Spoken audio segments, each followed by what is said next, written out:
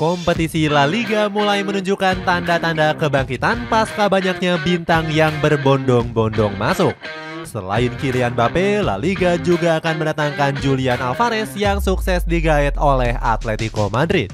Barcelona juga sukses mendatangkan Dani Olmo yang telah sepakat kembali bergabung ke Camp Nou Spotify.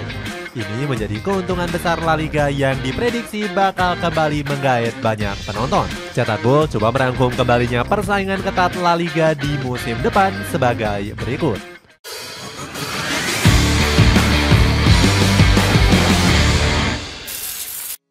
Kehilangan magis setelah kepergian Ronaldo dan Messi. La Liga seakan-akan semakin kehilangan pamornya setelah ditinggal Cristiano Ronaldo dan Lionel Messi. Kedua mega bintang ini menjadi tulang punggung sehingga Liga Spanyol bisa semakin populer. Kepergian Ronaldo dari Real Madrid disinyalir akibat berselisih paham dengan Florentino Perez. Pamor Los Blancos sebagai klub besar langsung merosot drastis dan ditinggal banyak penggemarnya. Selain itu, Real Madrid juga kesulitan mencari sosok pengganti Ronaldo. Bahkan kepergian pemain asal Portugal ini membuat La Liga sampai mengalami penurunan penonton yang signifikan. Buktinya di pertandingan kontra Getafe, publik Santiago Bernabeu hanya hadir sekitar 48.000 penonton. Ini menjadi rekor penonton yang paling rendah sejak tahun 2009. Petinggi La Liga langsung mencari cara untuk kembali menaikkan pamor yang merosot.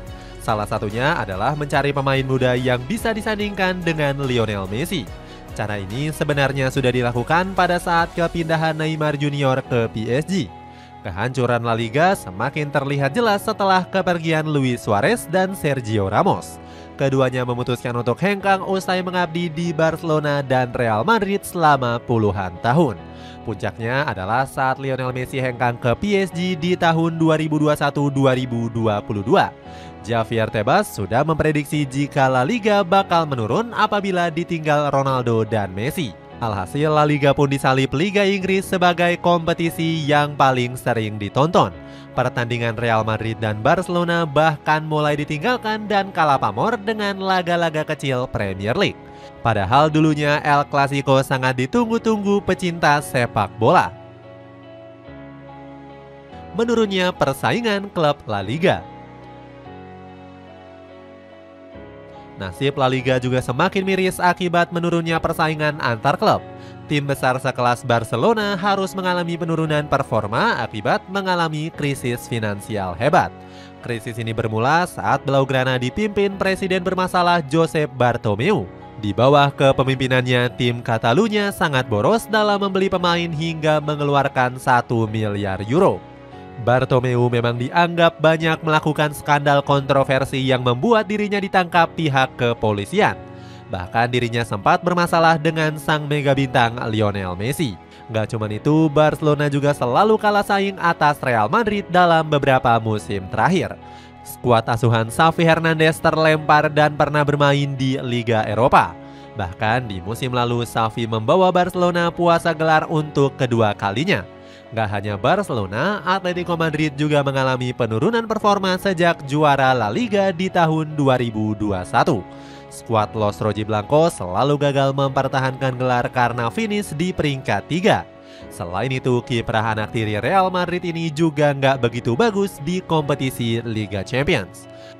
Padahal skuad Los Rojiblancos sempat masuk ke final pada tahun 2014 dan 2016. Sevilla yang dikenal sebagai Raja Europa League juga hampir terdegradasi setelah terdampar di peringkat 14 klasemen. Untungnya skuad Los Palanganas masih selamat dan bahkan meraih gelar Liga Europa. Gelar ini didapatkan usai menang adu penalti atas AS Roma di Europa League musim 2022-2023. Kehilangan filosofi ciptakan pemain muda. Menurunnya persaingan klub La Liga disebabkan karena kurangnya pemain muda unggulan. Saat itu mayoritas klub Spanyol lebih gemar mencari pemain dari luar negeri. Padahal La Liga sebelum itu kerap sekali menjadi liga yang menghasilkan pemain bintang. Sebut saja Lionel Messi yang merupakan binaan asli Barcelona. Namun saat ini klub-klub asal Spanyol lebih cenderung membeli pemain berbakat dari luar.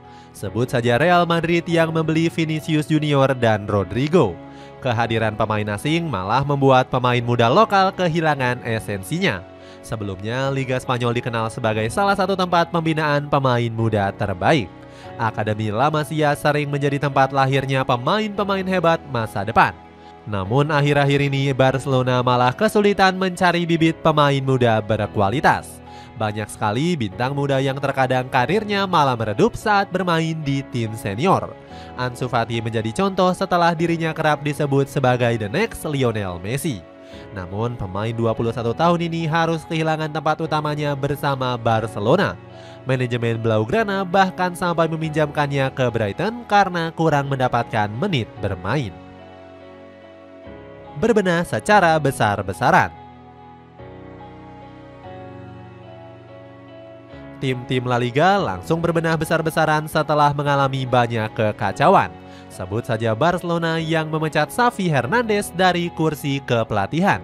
Blaugrana langsung mendatangkan Hansi Flick sebagai pelatih anyar terbarunya. Mantan pelatih Bayern Munchen ini diikat kontrak selama 2 tahun yakni sampai dengan tahun 2026. Hadirnya Hansi Flick diharapkan bisa mengembalikan performa skuad Catalunya yang menurun. Terbaru, Blaugrana sudah mendapatkan tanda tangan Dani Olmo dari RB Leipzig.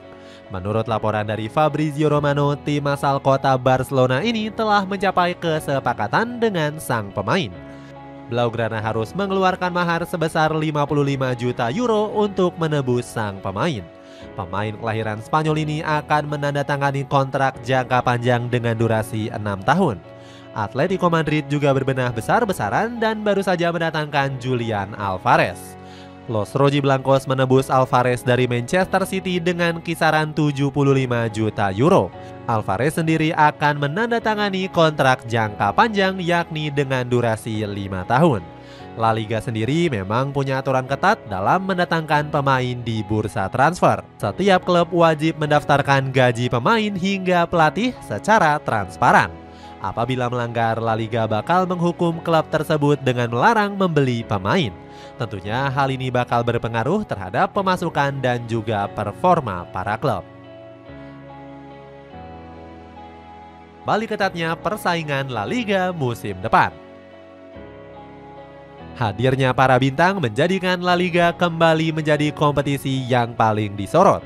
Datangnya Julian Alvarez membuat lini serang Atletico Madrid bakal semakin kuat. Pemain Argentina ini bakal mendapatkan lawan yang sepadan seperti Kylian Mbappe. Ex pemain dari PSG ini memang sudah lebih dulu bergabung ke Real Madrid di awal Juni kemarin. Sementara hadirnya Dani Olmo juga bakal meramaikan perburuan gelar juara La Liga. Barcelona bisa menggunakan jasa Olmo sebagai pengganti Sergio Busquets yang hengkang di musim panas lalu. Skuad asuhan Hansi Flick juga masih punya Lamine Yamal yang sedang naik daun. Pemain kelahiran 2007 ini tampil memukau membawa timnas Spanyol meraih gelar juara Euro. Kedatangan pemain-pemain bintang ke klub besar La Liga diperkirakan akan meningkatkan pamor La Liga. Apalagi Mbappe merupakan ikon pemain Ligue 1 Prancis selama beberapa tahun. Petinggi La Liga juga menggait Netflix untuk membuat series berjudul La Liga All Access.